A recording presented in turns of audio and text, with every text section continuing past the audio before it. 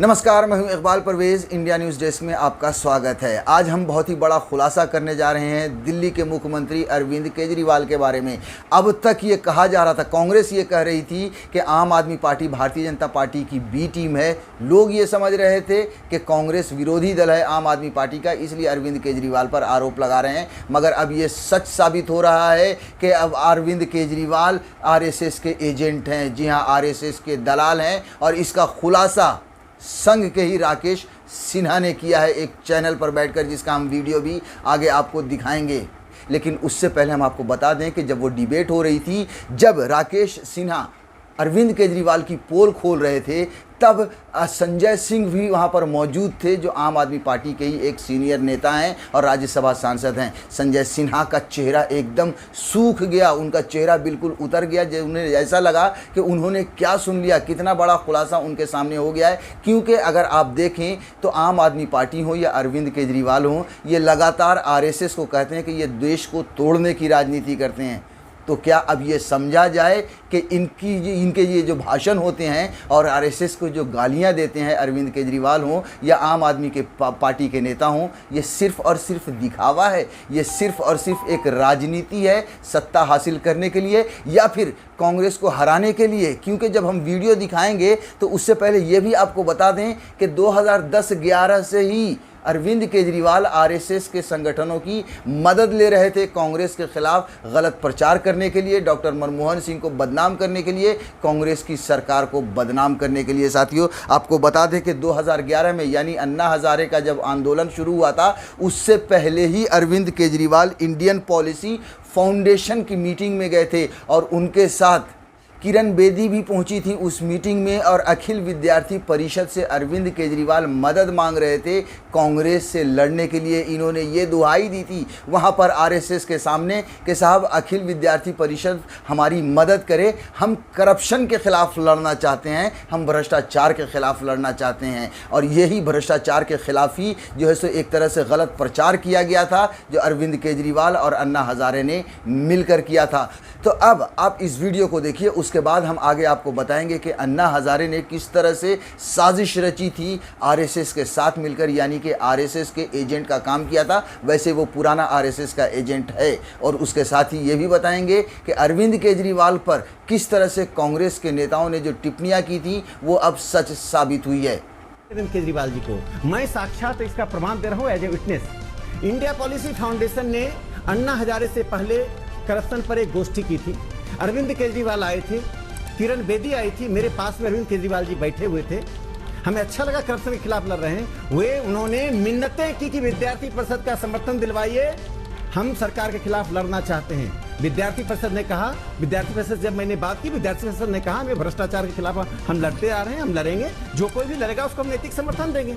तो अरविंद केजरीवाल जी को 2011 में ज्ञान था कि संघ की शक्ति विद्यार्थी परिषद राष्ट्रवादी संगठन है, और संजय सिंह जी को 2016 में ज्ञान हो रहा है कि संघ देश को तोड़ने का काम कर रहा है। तो आपने देख लिया कि अरविंद केजरीवाल का कनेक्शन क्या था आरएसएस के साथ, यानी कि अब आप समझ चुके होंगे कि अरविंद केजरीवाल आरएसएस का एजेंट है। देखिए, कांग्रेस को बदनाम करने के लिए, कांग्रेस की सरकार को गिराने के लिए ऐसे कई एजेंट खड़े हुए, जिनमें किरण बेदी भी मौजूद थी, अरविंद केजरीवाल भी मौजूद थे। और इनका सरगना कौन था? इनका सरगना था अन्ना हजारे, जिसका बहुत ही पुराना आरएसएस के साथ कनेक्शन है, जिसको हम आगे बताएंगे। लेकिन आपको ये बता दें कि अन्ना हजारे ने जिस तरह से आंदोलन चलाया था भ्रष्टाचार के खिलाफ, उसमें ये सारे लोग कूद कूद कर पड़े थे और भ्रष्टाचार के खिलाफ लड़ाई में पूरे देश को शामिल करने की एक मुहिम चलाई थी। और दरअसल वो भ्रष्टाचार के खिलाफ लड़ाई नहीं थी, वो लड़ाई थी भारतीय जनता पार्टी को जिताने के लिए, कांग्रेस को हराने के लिए।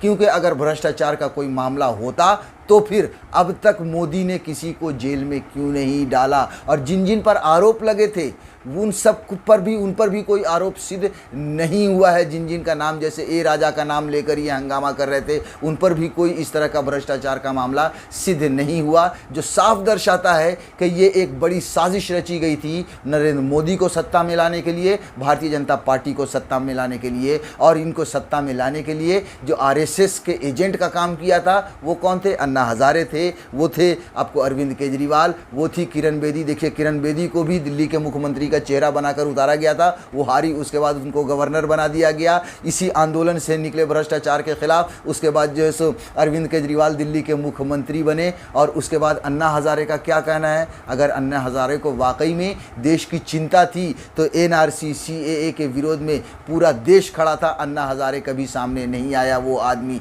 पूरा देश उसे ढूंढ रहा था। अभी आप देखिए किसान, चलिए एनआरसी सीएए अलग बात थी, अभी किसानों का ही आंदोलन हो रहा है, पूरे देश में हालत ख़राब है, लेकिन अन्ना हजारे दुम दबाकर पता नहीं किस बिल में छुपा हुआ है। साथियों, अन्ना हजारे को भी लोग ढूंढ रहे हैं मगर उसका पता नहीं है। जाहिर सी बात है, ये साबित होता है इससे कि अन्ना हजारे भी आरएसएस का एजेंट था। अब हम आपको एक खबर पढ़कर सुनाते हैं जो एनडीटीवी इंडिया पे छपी थी कि क्या कनेक्शन है अन्ना हजारे का आरएसएस के साथ। देखिए आरएसएस के करीबी थे अन्ना हजारे। अन्ना हजारे राष्ट्रीय स्वयंसेवक संघ के प्रचारक नानाजी देशमुख के करीबी रहे थे। नई दुनिया अखबार में छपी एक खबर में इसका दावा किया गया है। अखबार में यह भी बताया गया है कि नानाजी देशमुख के ग्रामोदय, प्रयोग स्थल गोंडा और चित्रकूट में भी अन्ना हजारे ने नानाजी के साथ कई दिन गुजारे थे। इसके अलावा अखबार में बताया गया कि 28 साल पहले 1983 में ग्राम विकास के क्षेत्र में तमाम स्वैच्छिक संगठनों ने मिलकर ग्राम विश्व संस्था बनाई थी, जिसके अध्यक्ष नाना देशमुख और मंत्री अन्ना हजारे थे। अखबार में नानाजी के सहयोगी राम प्रकाश गुप्ता का बयान भी छपा है, जिसमें उन्होंने कहा है कि उस समय लगातार बैठकों का दौर चल रहा था और अन्ना हजारे यहाँ 3 दिन रुके थे। अखबार की इस खबर के छपने के बाद कांग्रेस ने तीखी प्रतिक्रिया दी है। कांग्रेस प्रवक्ता राशिद अलवी ने कहा कि अब अन्ना को सच्चाई स्वीकार कर लेना चाहिए। वहीं केंद्रीय मंत्री बेनी प्रसाद वर्मा ने कहा कि अन्ना आरएसएस के एजेंट हैं। तो अन्ना का तो ये साबित पहले ही हो चुका था, लेकिन अब अरविंद केजरीवाल का भी ये साबित हो चुका है कि अरविंद केजरीवाल भी आरएसएस का ही एजेंट है। अब देखिए अरविंद केजरीवाल का अभी जो खुलासा हुआ है कि वो आरएसएस के एजेंट हैं, लेकिन कांग्रेस पार्टी लगातार अरविंद केजरीवाल को इसी तरह से ट्रीट कर रही थी। आम आदमी पार्टी को भारतीय जनता पार्टी की बी टीम बता रही थी। देखिए 2015 में ही आप भाजपा की बी टीम दिग्विजय सिंह ने ये बात कही थी, जो बड़ी बात थी, उस समय बहुत शोर मचा था कि साहब अगर बी टीम है तो 2013 में जो सरकार बनी थी उस समय आपने आम आदमी पार्टी के साथ क्यों सरकार बनाई थी, क्यों सहयोग किया था कांग्रेस पार्टी ने।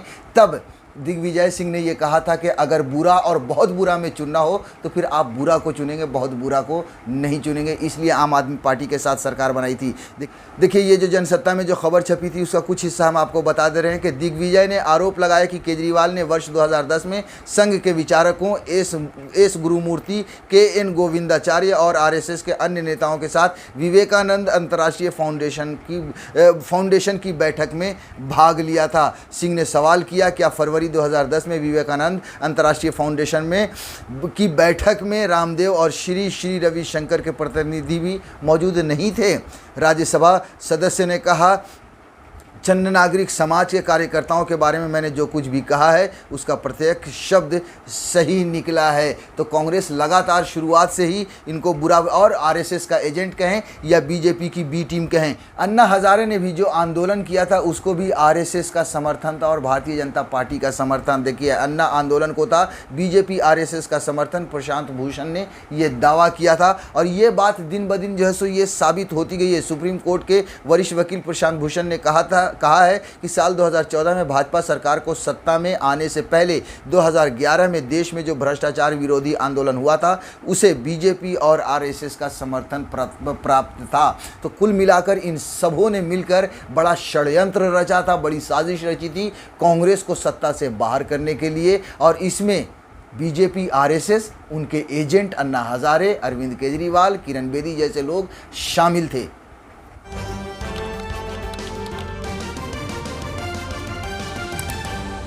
आपकी आवाज